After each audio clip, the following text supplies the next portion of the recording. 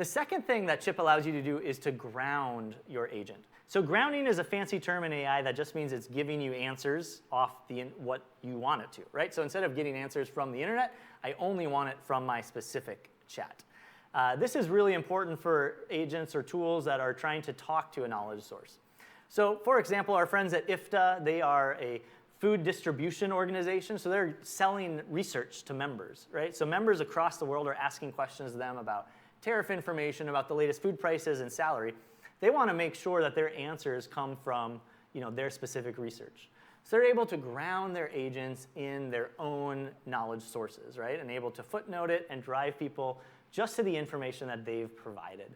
So this is a really important thing for people who want to protect their brand, right? And ground it just on specific knowledge.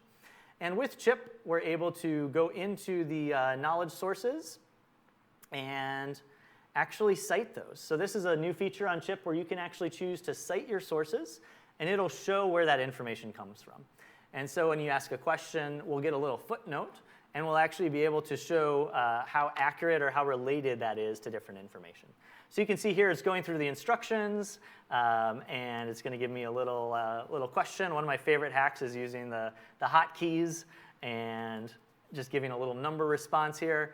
And we'll just go through, and it'll show us how to build a little agent. So here we go. We'll just kind of ask a few questions. And you can see this is going to be driven just from our information. Perfect. So it's kind of walking through, and the citing sources then allows us to find that information. Now, with grounding, we want to make sure that we can also evaluate that. And so today we're going to hear a little bit about evaluations and how we can make sure that the sources we're using are actually giving good responses. So this is going to be a big focus of Chipp over the coming months is how do we ensure quality? Because people are getting excited about AI, but they need to trust that it's working, right? So grounding will be a big part of Chipp moving forward.